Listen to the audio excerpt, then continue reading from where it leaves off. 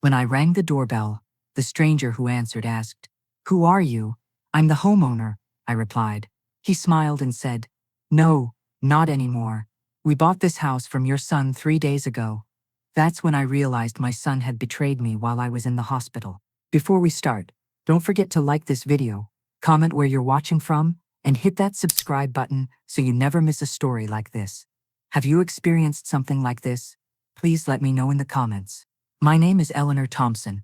I'm 73 years old from Boston, and this is the story of how I lost everything I owned at the hands of my own son, then found a way to get it all back, and more. It started with a fall. Nothing dramatic, just a simple misstep on the stairs I'd climbed thousands of times in the 38 years I'd owned my Victorian townhouse on Beacon Hill. One moment I was carrying a basket of laundry. The next I was tumbling down, a sharp pain shooting through my hip like lightning. The paramedics were kind. The neighbors were concerned. My son Marcus, however, took 3 hours to arrive at the hospital after I called him. And when he finally showed up with his wife Diane, they both looked more inconvenienced than worried.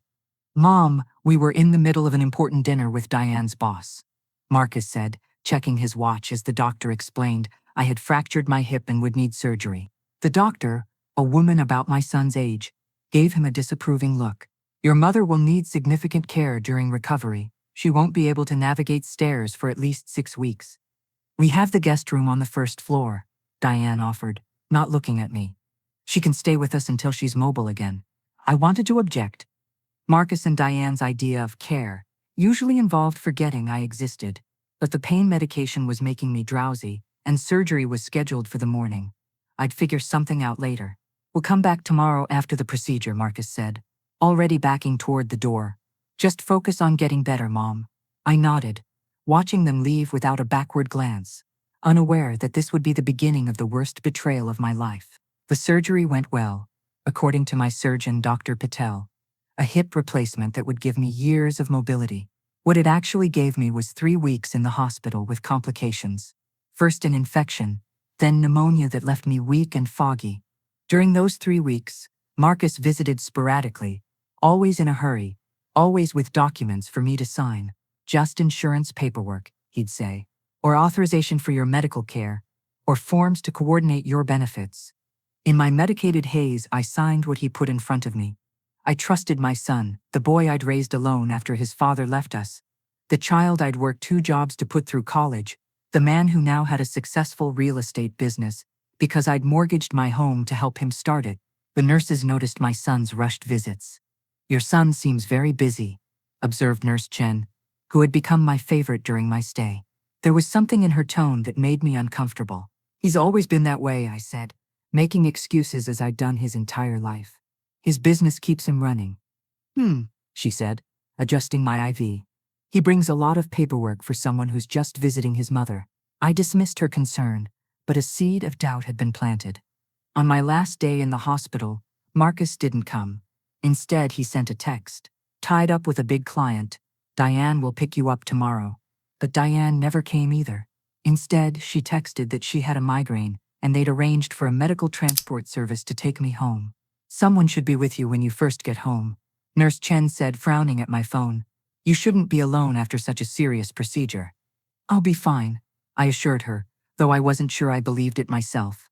"My neighbor Mrs. Abernathy has a spare key. She'll help me get settled." The medical transport driver was a cheerful young man named Luis, who kept up pleasant conversation during our drive across Boston. As we turned onto my street, I felt a wave of relief. Home. My sanctuary for nearly 4 decades. The place where I'd raised Marcus, tended my garden, hosted countless dinner parties, and weathered all of life's storms. But as we pulled up to the curb, something was different. The rose bushes I'd meticulously maintained were gone. The blue door I'd painted last spring was now a stark white, and a strange car sat in my driveway. "Yes, 7042 Marlborough Street," I said, my voice faltering. "That's my house." He helped me out of the van and up the walkway, concern evident on his face as I leaned heavily on my walker. When we reached the door, I noticed the keypad where my old brass lock had been. My hands shook as I rang the doorbell. The man who answered was in his 40s, dressed in casual clothes, a confused expression on his face. "Who are you?" he asked, looking between me and Luis. I'm the homeowner, I replied, my voice stronger than I felt. This is my house. He smiled, but it wasn't kind. No, not anymore. We bought this house from your son 3 days ago.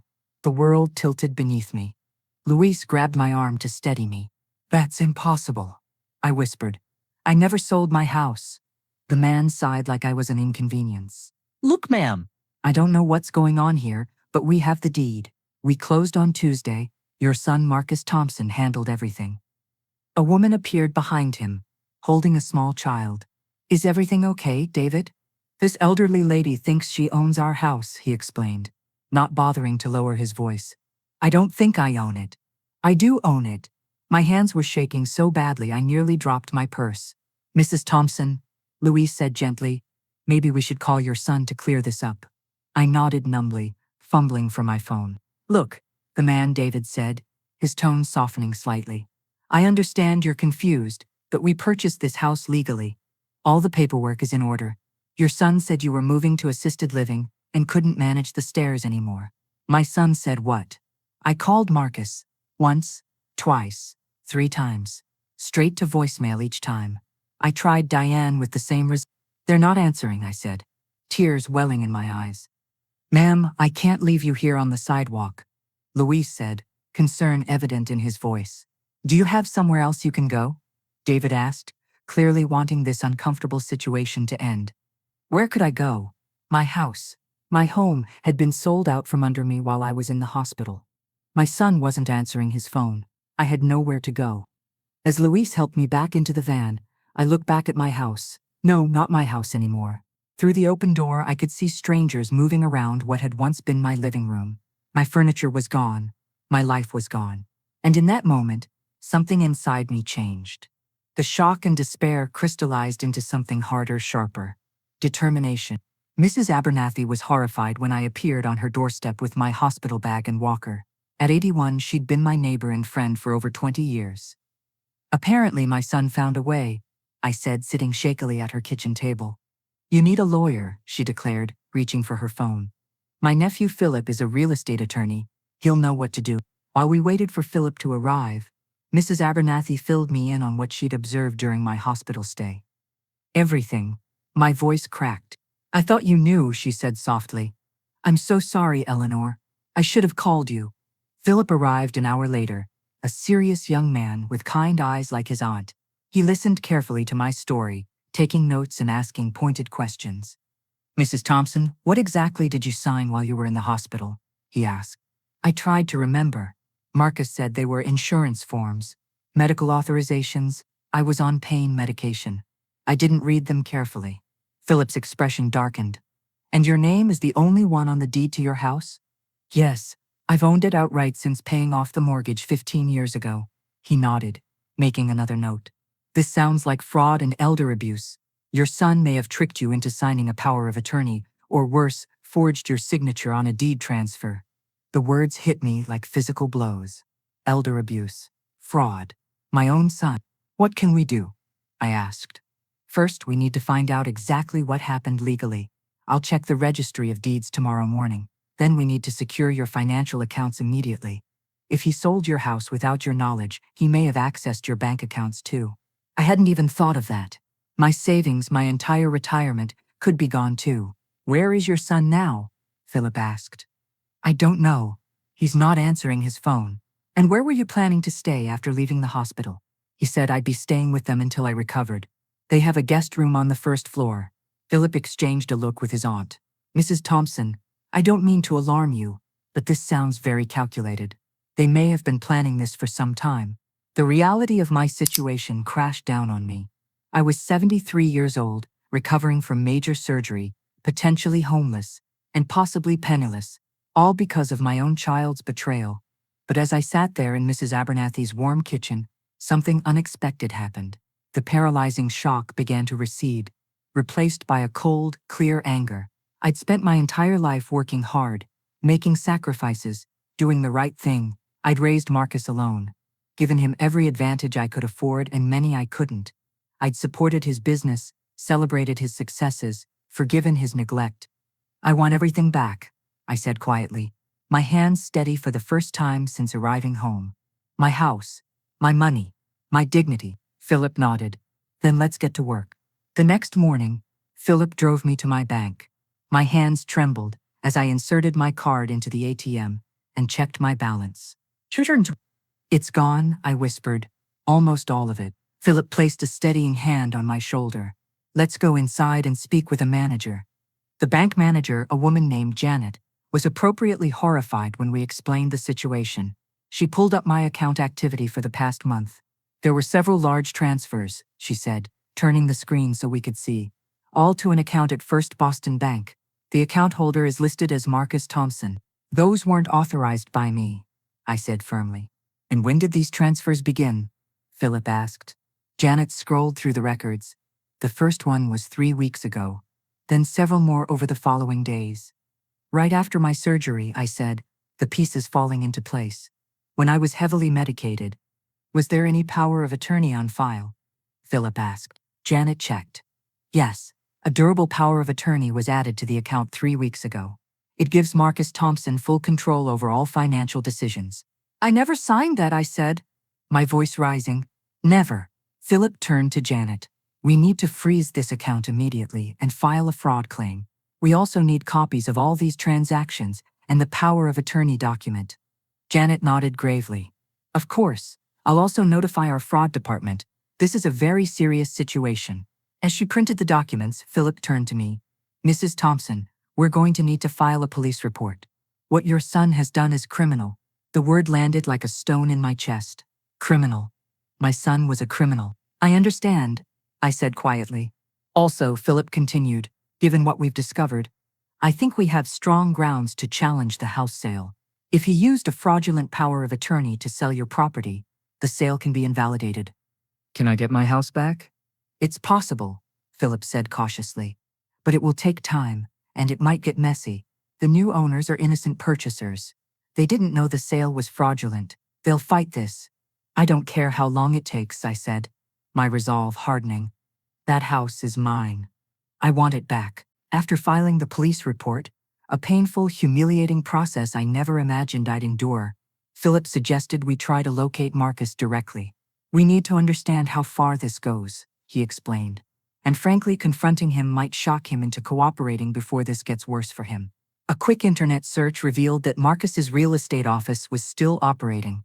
We drove across town to the gleaming glass building that housed Thompson Real Estate Group, a business I'd helped fund by mortgaging my home years ago. The receptionist smiled brightly when we entered.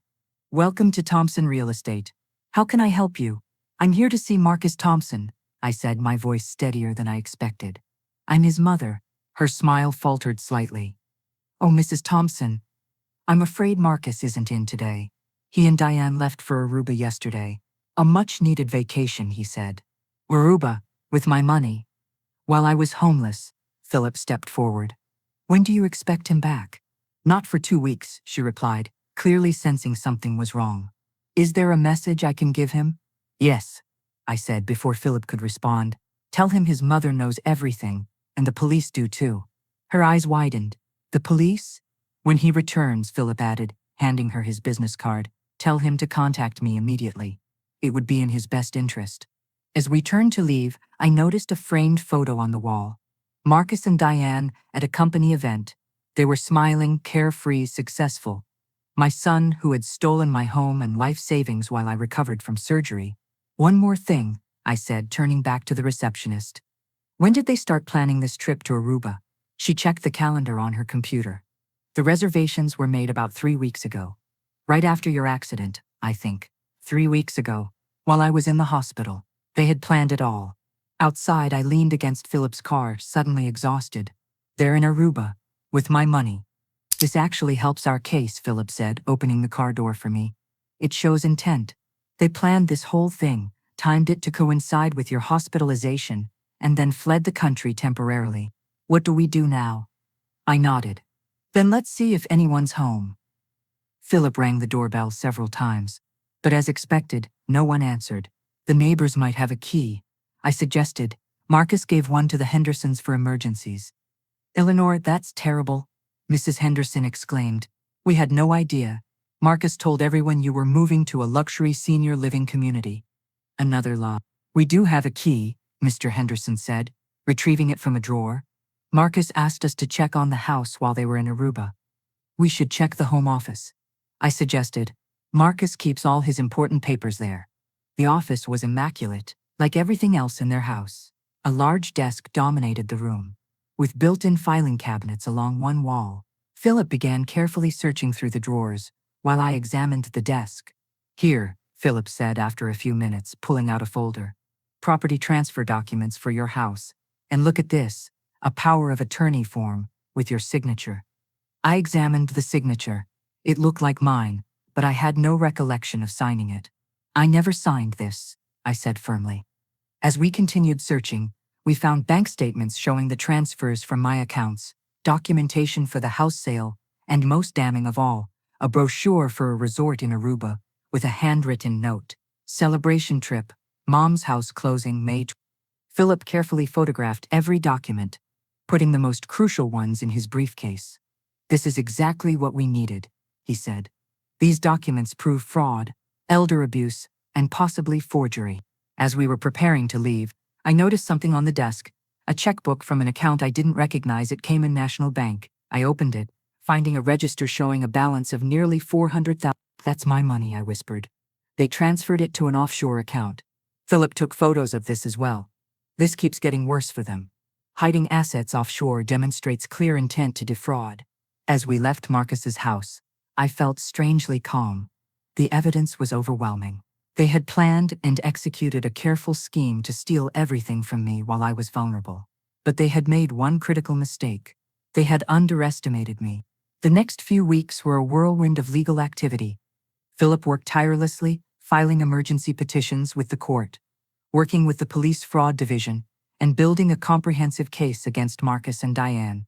I stayed with Mrs. Abernathy, slowly regaining my strength and independence. Each day, I walked a little farther with my walker, then with a cane, determined to be strong for what was coming. The day Marcus and Diane returned from Aruba, they were met at the airport by police officers. The look of shock on their faces, captured by an officer's body camera and later shown to me, was something I'll never forget. The new owners, understandably upset, hired their own attorney. But when they learned the full story, how my own son had sold my house without my knowledge while I was recovering from surgery, they unexpectedly proposed a settlement. They're willing to rescind the purchase if all their money is returned, plus $25,000 for their troubles, Philip explained during one of our regular meetings. Where would that money come from? I asked. Marcus stole all my savings. That's the thing, Philip said with a satisfied smile. The police have frozen Marcus and Diane's accounts, including the one in the Caymans. The court can order those funds returned to you, and then you can refund the house purchasers. It seemed too good to be true. Will the court really do that? In cases of clear fraud like this? Absolutely. Plus, Marcus and Diane are facing criminal charges. Their attorney has approached me about a plea deal. What kind of deal? They'll return all your money, cover all legal costs and the settlement with the house purchasers, and plead guilty to reduced charges, probably avoiding jail time, but getting probation and community service. If I accept this deal, will I get my house back? And all my money? Yes, Philip confirmed. Everything would be restored to you. Plus, the court would likely grant a restraining order preventing Marcus and Diane from contacting you without your permission. Then I'll accept, I said firmly. 3 months after that terrible day when I returned from the hospital to find strangers in my home, I stood once again on the porch of my Victorian townhouse, key in hand. The new owners had moved out the previous day, the sale officially rescinded. Mrs. Abernathy stood beside me, along with Philip and his wife, who had all come to help me move back in. Welcome home, Eleanor, Mrs. Abernathy said, squeezing my hand. I took a deep breath and unlocked the door. The house was empty. My furniture and possessions were gone, either sold by Marcus or put in storage somewhere. But it was mine again. The walls, the floors, the memories built over 38 years. We'll help you refurnish, Philip assured me. The court ordered Marcus to pay for replacing everything he took. As I walked through the empty rooms, I felt a complex mixture of emotions: relief, sadness, vindication, loss. My son had betrayed me, in the worst possible way. Our relationship was likely irreparable. But I had survived. I had fought back. I had won. 2 days later, I received a letter from Marcus, approved through his attorney, as part of the settlement. In it, he attempted to explain his actions, citing financial troubles, poor decisions, and the influence of Diane, who had apparently been the primary architect of the scheme. The letter ended with a plea for forgiveness that felt hollow and self-serving. I read it once, then filed it away. Perhaps someday I would be ready to consider forgiveness, but not yet. Instead, I focused on rebuilding my life. I hired a trusted financial advisor to help me secure my assets properly. I had new locks installed on all my doors. I joined a support group for victims of elder abuse, finding strength and purpose in helping others navigate similar betrayals. Marcus and Diane ultimately received 3 years probation, 500 hours of community service specifically working with elderly individuals, and were required to complete financial management and ethics courses. Marcus lost his real estate license, and their reputation in the community was irreparably damaged. As for me, I recently celebrated my 74th birthday with new friends and old, in my own home, surrounded by new furniture but familiar walls.